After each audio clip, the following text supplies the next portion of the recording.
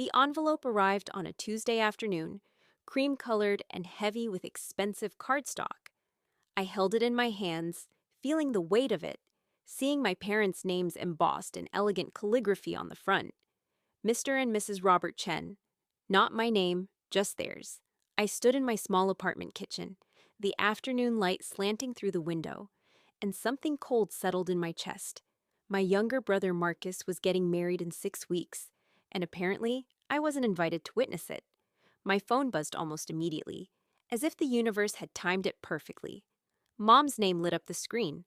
"Lily, sweetheart," she began, her voice carrying that particular tone of forced cheerfulness that I learned to recognize over the years. "I wanted to talk to you about Marcus's wedding before you heard anything. I'm holding an invitation right now, Mom. It has your name on it, not mine." The silence stretched between us like a chasm. Finally, she sighed. "It's complicated, honey. Marcus and Vanessa wanted to keep things small and intimate. Family only. I am family. I'm his sister." According to YouTube analytics, 99% of viewers are not subscribed. That's a huge number. By subscribing the channel that is completely free, you'll help support the channel and never miss fresh content. You know what I mean. Vanessa's family is very traditional, and with everything that happened between you and Marcus over the years, they thought it would be better to avoid any tension on their special day. Everything that happened. As if our entire relationship could be reduced to some vague diplomatic phrase. As if Marcus hadn't spent our entire childhood being Mom and Dad's golden child, while I was perpetually the disappointment. As if he hadn't convinced our parents to invest in his startup 3 years ago, promising incredible returns, only to lose half their retirement savings when it failed. As if I hadn't been the one who quietly helped them recover financially, sending money home each month from my modest teacher's salary while Marcus moved on to his next venture without looking back. What tension, Mom? I've never done anything to him. Lily, please. You know Marcus felt like you were always competing with him, always trying to undermine his successes. And when you refused to invest in his company, it really hurt him, I laughed. A sharp sound that surprised even me. I was a first-year teacher making $38,000 a year. I didn't have money to invest. And I didn't undermine him. I just couldn't pretend his business plan made sense when you and Dad were about to put your life savings into it. See? That's exactly the kind of thing that creates tension. Marcus is trying to move forward with his life, and Vanessa wants their wedding day to be perfect. Just let this go, Lily, for the family. After we hung up, I sat on my worn couch for a long time, the invitation still on the kitchen counter where I'd left it. The apartment felt smaller somehow, the walls pressing in. Outside, the city hummed with life. People going about their evenings, probably heading home to families who wanted them around for important occasions. My brother was getting married, and I wasn't welcome. The next morning, I called my principal and requested the personal days I'd been saving. Mrs. Patterson had been encouraging me to use them for months. "You work too hard, Lily," she'd said more than once. "Take care of yourself." I booked a trip to Iceland. I'd always wanted to see the northern lights, to stand under that cosmic display and feel small in the best possible way. The timing was perfect. I'd be hiking through lava fields and soaking in thermal pools while Marcus said his vows. The thought gave me a strange sense of peace. When I posted a photo of my ticket confirmation on social media with a caption about solo adventures and self-discovery, I didn't think much of it. It was my life, my choice, my way of moving forward. Marcus called 2 hours later, his voice tight with barely controlled anger. "Are you serious right now?" "Hello to you too, Marcus." "Iceland? You're going to Iceland during my wedding?" "I wasn't invited to your wedding, remember? So yes, I'm taking a trip. I've always wanted to go." "This is so typical of you, Lily. Always making everything about yourself, always trying to steal attention. You can't just let me have this one day." I felt something inside me crack open, years of swallowed words threatening to spill out. But I kept my voice steady. "I'm not stealing anything. I'm simply living my life. You made it clear I'm not part of your wedding, so I'm doing something meaningful for myself instead." "You're doing this to make me look bad, to make people ask questions about why you're not there." "Mom's already getting calls from relatives." "Maybe they're calling because they're confused about why your only sister isn't invited to your wedding, Marcus. Did you think about that? Vanessa and I wanted a drama-free day. With you there, people would just whisper about all the family issues, about how you tried to sabotage my business, about how you've always been jealous. I was never jealous of you. The words came out quieter than I intended, but they carried the weight of absolute truth. I was happy for every success you had. I cheered louder than anyone. But when you needed someone to tell you the truth instead of what you wanted to hear, I did that too. And apparently that makes me the villain. Cancel the trip, Lily. Come to the wedding. We'll figure something out. No. What? No, Marcus. You don't get to exclude me and then demand I rearrange my life because my absence makes you look bad. I'm going to Iceland. I'm going to see the northern lights and hike through landscapes older than our petty family drama. And I'm going to be at peace with it. He hung up without another word. My father called next, his voice heavy with disappointment. Your mother's very upset, Lily. This isn't like you. What isn't like me, Dad? Taking a vacation? Being vindictive. Making a statement instead of being the bigger person. The bigger person. I'd been the bigger person my entire life. I'd been the bigger person when Marcus got a new car for graduation, while I got a card with a check for $200. I'd been the bigger person when they borrowed money from my college fund for his failed first business venture. I'd been the bigger person when he spread rumors in the family that I was bitter about his engagement because I was still single. I'm not being vindictive, I'm being absent, which is apparently what everyone wants anyway. Over the next few weeks, the calls and messages multiplied. Cousins I hadn't heard from in years suddenly had opinions about my travel plans. Aunt Teresa left a voicemail saying I was breaking my mother's heart. Uncle Jim sent a long text about family obligations and forgiveness. But there were other messages too. My best friend Rachel sent a photo of herself holding a glass of wine with the caption, "To women who know their worth and aren't afraid to live their truth." My former college roommate Zara wrote, "I can't believe they didn't invite you. You deserve better. Have an amazing trip." And then there were the relatives who reached out privately, away from the family group chat. Cousin Sarah called one evening, her voice soft. "I just wanted to tell you that I think what Marcus did was wrong. My invitation specifically says immediate family only, but you are immediate family. It's weird, and people are noticing." The wedding was scheduled for a Saturday evening in May. That morning, I woke up in a small guest house outside Reykjavik. The Icelandic dawn painting the sky in shades of pearl and gold. I had a full day of exploring ahead, the Golden Circle tour, ending with an evening watching for the northern lights if we were lucky. I turned off my phone before breakfast. I walked through Thingvellir National Park, where the North American and Eurasian tectonic plates pull apart at a rate of 2 centimeters per year, creating a rift in the earth that you can see and touch. I stood in that rift and thought about how some separations are geological, inevitable, the natural order of things. I watched Gullfoss waterfall thunder into the canyon, the mist rising like ghosts, the sheer power of it making my chest ache with something that felt like grief and liberation mixed together. Our guide, a young woman named Birta, explained that Gullfoss means golden falls, and that at certain times of day, the mist creates rainbows that arch across the chasm. Sometimes the most beautiful things emerge from the broken places, she said, and I felt those words settle into my bones. That night, when the aurora borealis finally appeared, curtains of green and purple light dancing across the Arctic sky, I stood outside in the cold, with tears streaming down my face. Not because I was sad, but because I was there, because I had chosen myself, because under that vast and indifferent beauty, my brother's rejection felt very small, and my own existence felt luminous. I turned my phone on the next morning to 127 notifications. The messages came in waves, a tsunami of drama that I scrolled through with growing disbelief. There were photos from the wedding. Marcus and Vanessa looked beautiful, everything elegant and perfect. But there were also screenshots of arguments in family group chats, subtweeted complaints, and increasingly frantic messages directly to me.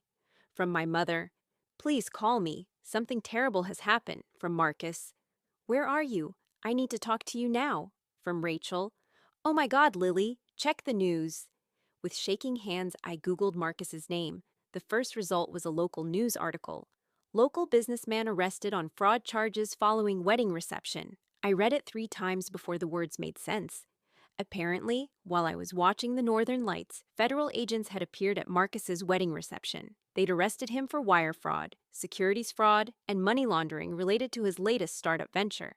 The company that had made him seem so successful, the one that had earned him respect from Vanessa's wealthy family, had been built on falsified investor reports and embezzled funds. The article included a photo of Marcus being led away in handcuffs, still wearing his tuxedo. While wedding guests looked on in shock, Vanessa was visible in the background, her face a mask of horror and betrayal, her wedding dress a white blur against the chaos. I sat on the edge of my guest house bed, the phone heavy in my hands, and felt nothing at first. Then everything. Then nothing again. More articles emerged as I scrolled. Interviews with former investors, details about falsified documents, a timeline of deception that stretched back 18 months, and buried in one article, a mention that an anonymous tip to federal investigators had included evidence of financial irregularities that warranted immediate action. My phone rang. It was a number I didn't recognize, but I answered it anyway. Lily Chen? Yes? This is Agent Morrison with the FBI. I'm calling about your brother, Marcus Chen. We need to ask you a few questions when you return to the country. It's just routine. We're interviewing all immediate family members. After we hung up, I called my mother. She answered on the first ring, her voice raw from crying. Lily. Oh, Lily. Everything is falling apart. I saw the news. How could he do this? How could he lie to us, to everyone? The wedding. God, the wedding was a nightmare. Vanessa's father was screaming about pressing charges. Vanessa locked herself in the bridal suite, and Marcus was just gone.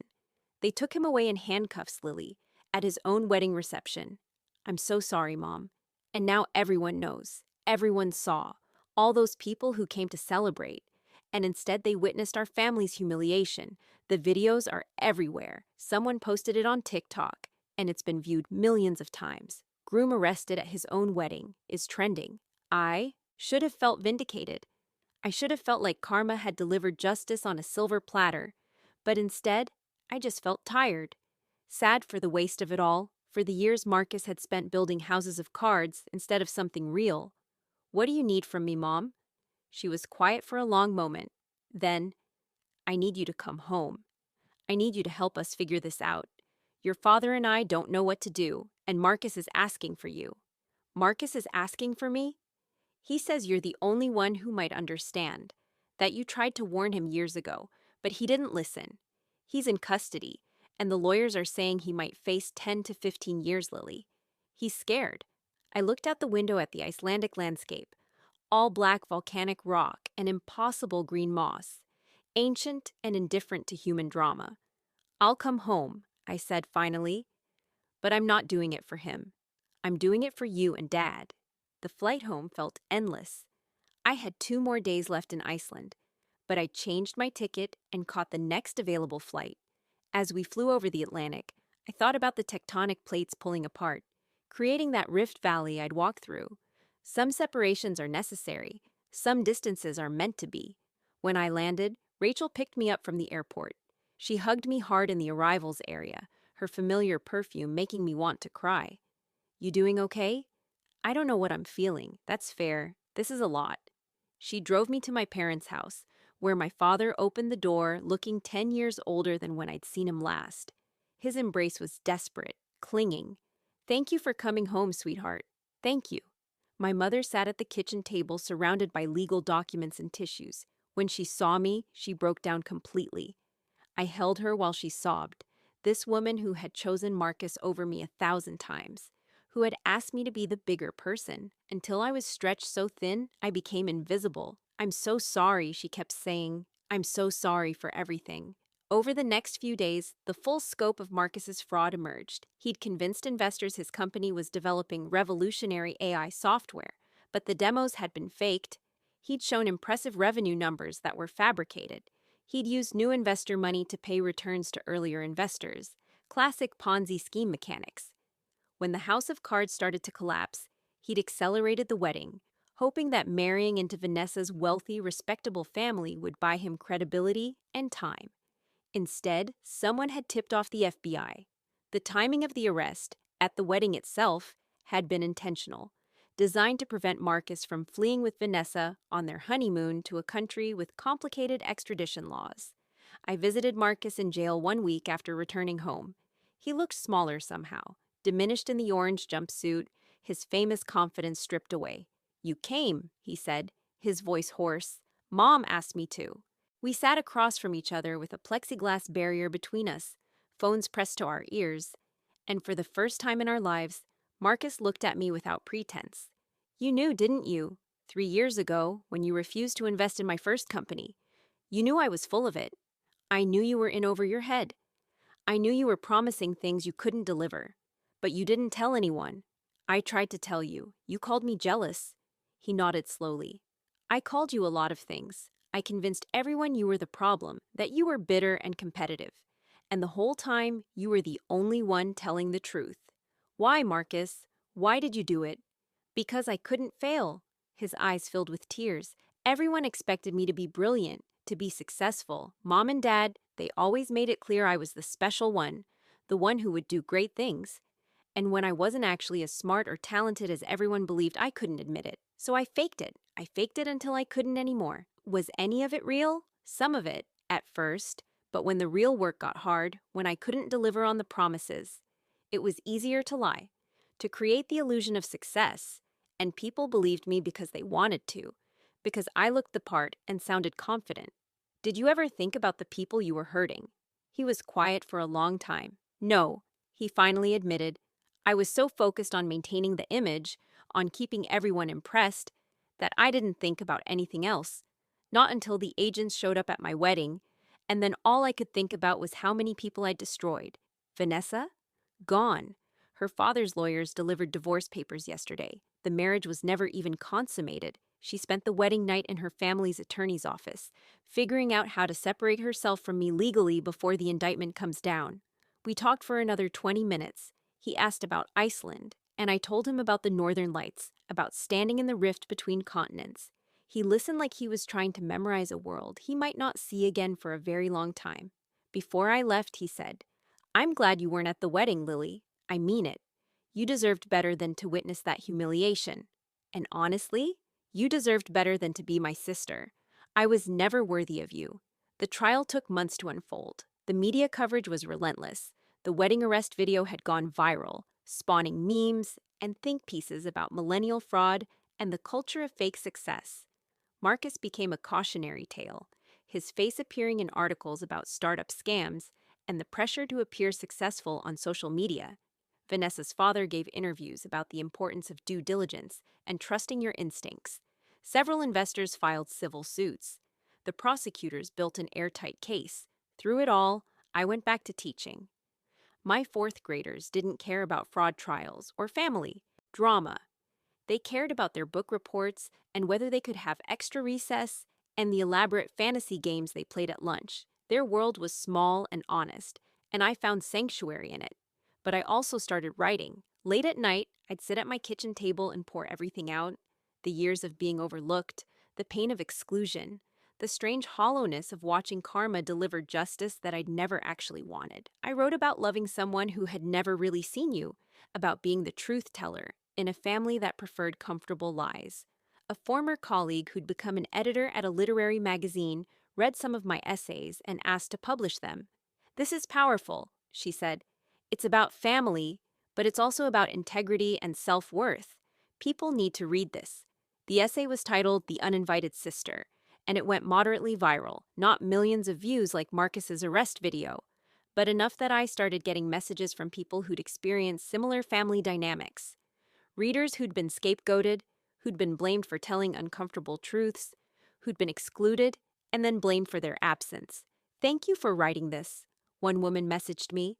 "My brother got married last year and didn't invite me, and everyone in my family made me feel crazy for being hurt. Your essay made me feel seen." Marcus was sentenced to 12 years in federal prison with the possibility of parole after 8.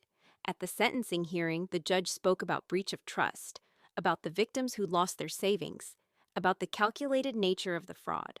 My parents sat in the gallery, holding hands, looking destroyed.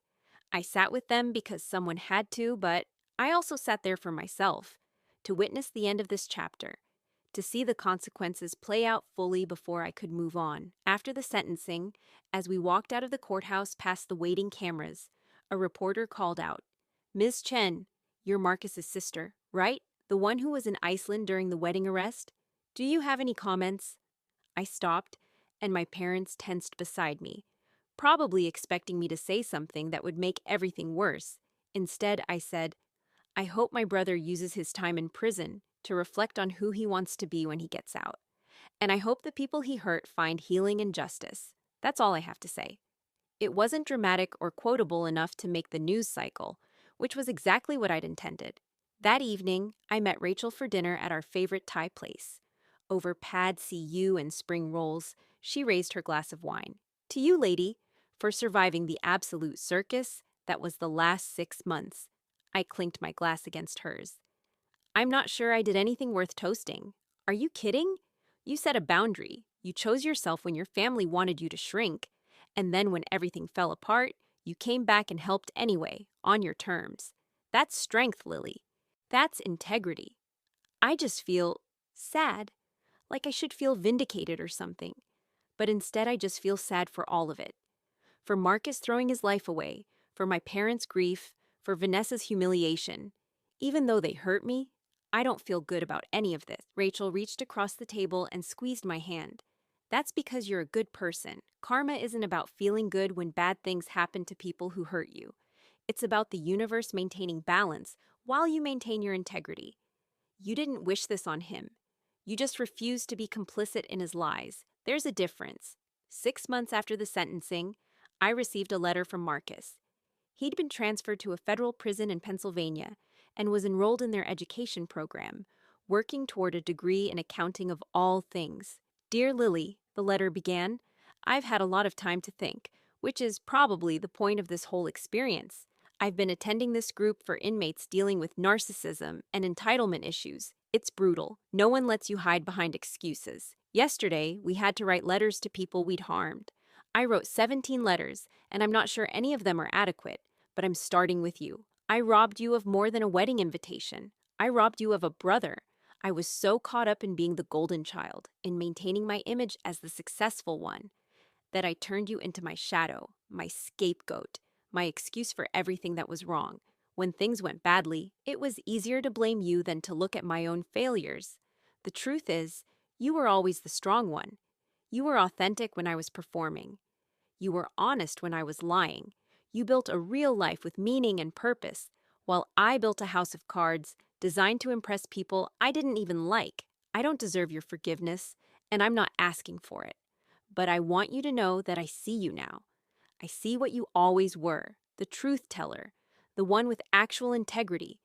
If I ever get out of here and have a chance to be someone real, it'll be because I learned from your example. I hope you're writing. You always had that talent, that way of seeing clearly and expressing it beautifully. I hope you're using it. Your brother, Marcus." I read the letter 3 times, sitting in my apartment with afternoon light slanting through the windows. Then I folded it carefully and put it in a drawer. Maybe someday I'd respond. Maybe not. But at least he was starting to see, starting to understand the weight of what he'd done. A year after the wedding that wasn't, I published a collection of essays titled The Bigger Person. The title essay was about my relationship with Marcus, about the cost of constantly accommodating someone else's ego, about choosing yourself even when it looks like selfishness, to people who've never had to make that choice. The book did well, not bestseller well, but enough that I could afford to move to a bigger apartment and cut back my teaching hours to write more. Enough that I started getting invitations to speak at events about family dynamics, boundaries, and self-worth. At one such event, a young woman approached me during the book signing. She was probably 23 or 24, nervous, clutching her copy of my book like a life raft. "My sister's getting married in 3 months," she said quietly. "She didn't invite me because I didn't take her side in a fight with her fiancé. My family keeps saying I'm being petty, that I should apologize, and beg to be included. What do you think you should do?" I asked. "I think I should let her have her wedding without me. I think I should use that weekend to do something that makes me happy instead of making myself small to fit into her story." I smiled and signed her book. "For Sarah, may you always know your worth. The bigger person is the one who respects herself." Lily Chen. My parents and I rebuilt our relationship slowly, carefully, like people walking on ice that's already cracked once. They went to therapy, both couples counseling and individual sessions, to process their role in the family dynamics that had enabled Marcus's behavior. My mother, in particular, had to confront how she'd pitted us against each other, how she'd made Marcus's success and my accommodation the organizing principles of our family. I thought I was helping him by believing in him unconditionally, she told me one afternoon over coffee. I thought I was building his confidence. Instead, I taught him that image mattered more than truth, and I taught you that your needs didn't matter at all. I'm so sorry, Lily. I lost one child to prison, and I almost lost you to my own blindness. I'm still here, I said. I'm still your daughter, but I'm not the bigger person anymore, Mom. I'm just a person with boundaries and needs and a life that matters. I know, she said, tears streaming down her face, and I'm so proud of who you've become, even though I had nothing to do with it. Maybe especially because I had nothing to do with it. 2 years after the sentencing, I took another trip to Iceland. This time, I brought Rachel, and we spent a week hiking and photographing landscapes and soaking in thermal pools under vast Arctic skies. On our last night, the northern lights appeared again, even more spectacular than the first time I'd seen them. Make a wish, Rachel said, watching the green curtains dance overhead. But I didn't need to wish for anything. I had a career I loved, a book that resonated with readers, relationships rebuilt on honest foundations, and the deep satisfaction of having chosen myself when it mattered most. I had learned that karma isn't about revenge. It's about the universe maintaining balance while you maintain your integrity. Marcus had gotten justice, not because I'd wished it on him, but because lies eventually consume themselves. His downfall hadn't made me happy, but my refusal to participate in his fiction had kept me whole. I thought about him sometimes, in his prison cell, hopefully learning to build something real instead of impressive. I thought about the brother he might become, if he did the work. And I thought about the sister I'd become, not the invisible one, not the convenient scapegoat, but someone who knew her own value and refused to shrink. What are you thinking about? Rachel asked. About how I'm grateful I wasn't at that wedding, I said. Not because of what happened to Marcus, but because I was here instead. Because I chose the northern lights over making myself small. Because I learned that sometimes the most radical thing you can do is simply refuse to disappear. The lights danced overhead, indifferent and magnificent, and I stood beneath them, fully present, fully myself, finally at peace.